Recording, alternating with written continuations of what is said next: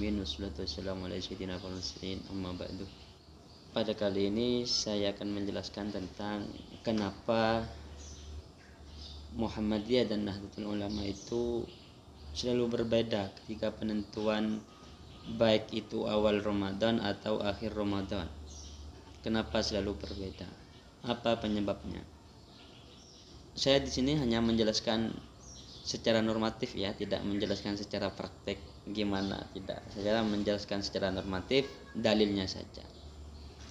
Tentunya perbedaan ini disebabkan perbedaan teori. Jika Nahdlatul Ulama itu menggunakan teori ru'yatul hilal atau imkan ru'yah, sementara Muhammadiyah itu menggunakan wujudul hilal atau hisabul hilal atau hisabul ru'yah, metode hisab dan metode ru'yah. Tentu ketika berbeda teorinya maka pasti berbeda hasilnya. Namun dua perbedaan ini, dua teori ini bermuara pada satu dalil.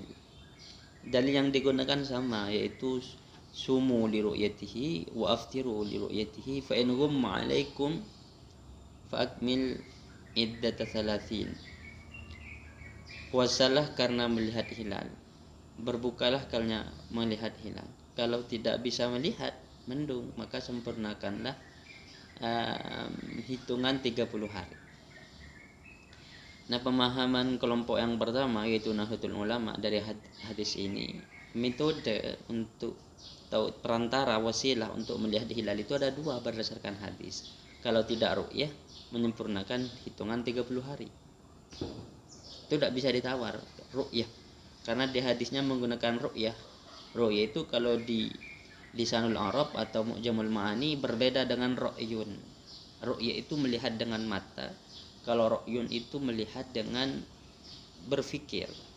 Makanya kalau bertanya kepada orang Arab, apa pendapatmu, maka bahasa Arabnya ma ru'yuka. Itu berbeda antara ru'yatun dan ru'yun. Yang kedua, pada lafaz ru'yatun itu dimasuki lam, kata kelompok pertama ini. Lam itu bermakna ba'da li ru'yatihi ay ba'da ru'yatihi, bukan li ta'lil ya. Ay ba'da ru'yatihi. Itu yang pertama. Jadi pemahaman secara bahasa. Yang kedua, ada hadis lain yang senada dengan hadis tadi itu. Wala tasumu hatta tarawhu, atau hatta tarawul hilala, wala tuftiru hatta tarawhu, fa in ghumma 'alaikum faqdiru 'alaihi. Janganlah berpuasa kecuali sudah melihat hilal, janganlah berbuka kecuali telah melihat hilal. Kalau tidak melihat maka sempurnakan. Ini adalah hadis yang senada dengan hadis yang pertama tadi. Jadi ru'yah tidak bisa ditawar. Kalau misalnya ru'yah tidak bisa, maka boleh menyempurnakan 30 hari. Itu adalah teori yang digunakan oleh Nahdlatul Ulama, dan ini banyak sekali di kitab-kitab fikih, terutama kitab-kitab pesantren yang Syafi'iyah ya. Ini menggunakan di kitab-kitab fikih itu ru'yah. Kalau tidak ru'yah, takmil tadi itu. Yang dimaksud hisab dalam bab fikih itu menghitung 30 hari. Hisab itu menghitung 30 hari. Berbeda dengan kata hisab yang digunakan oleh kelompok Muhammadiyah, itu bukan menghitung 30 hari tapi hitungan astronomi itu, hitungan falak itu. Itu kalau pendapatnya Nahdlatul Ulama. Jadi berbeda ya. Sementara kalau Muhammadiyah itu memahami hadis ini, hadisnya sama, cuma cara memahaminya berbeda. Jadi sumu li ru'yatihi, ru'yatun itu menurut mereka maknanya bukan melihat dengan mata, tapi melihat dengan berfikir, dengan cara berfikir. Itu mengalami interpretasi makna. Kenapa begitu? Karena ini menurut mereka hadis ini sudah kehilangan illatnya, karena hadis ini datang bersama dengan illat. Ketika illatnya tidak ada, maka hukum itu tidak ada tentunya. Apa illatnya?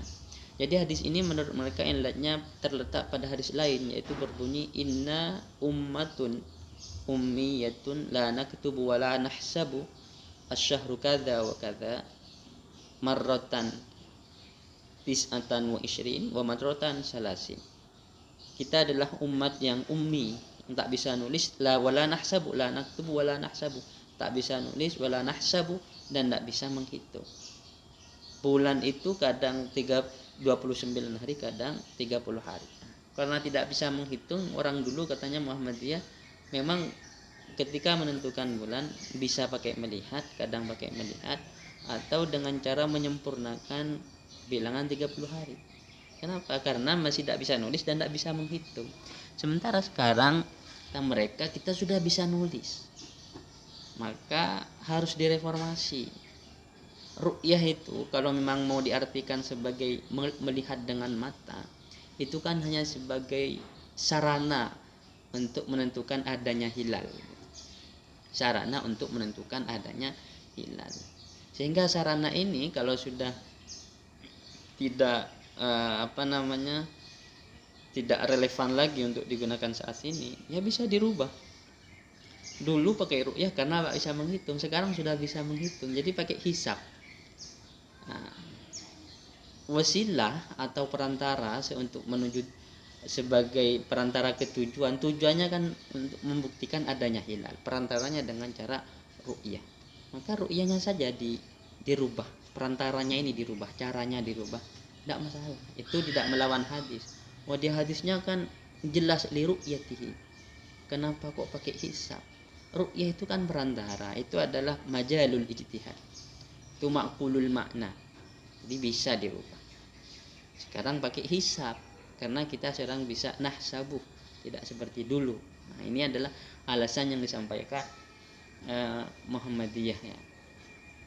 Jadi kalau Nahdlatul Ulama itu cenderung tekstual dalam bab ini ya, artinya lebih ke hadis gitu, teks hadis li ru'yatihi. Kalau Muhammadiyah itu lebih menginterpretasi lagi, melampaui hadis.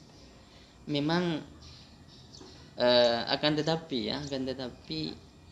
teori yang ada di Nahdlatul Ulama itu ada yang sedikit menurut saya juga melampaui hadis.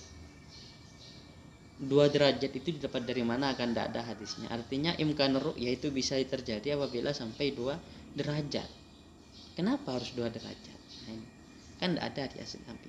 Sementara kalau Muhammadiyah wujudul hilal, yang penting ada hilal. 1 derajat, setengah derajat, 1,5 derajat, mau 2 derajat, terserah.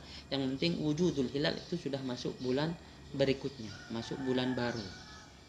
Jadi setelah ijtima atau konjungsi, bulan naik, baik itu 1 derajat, setengah derajat, apalagi 2 derajat, itu menurut Muhammadiyah sudah masuk bulan baru karena sudah ada hilal, sudah wujudul hilal. Nah, dalam hal ini Muhammadiyah itu sama dengan Nabi, sama dengan Nabi. Nah, 2 derajat ini gak ketemu dari mana saya sumbernya. Mungkin ya teori falak ya.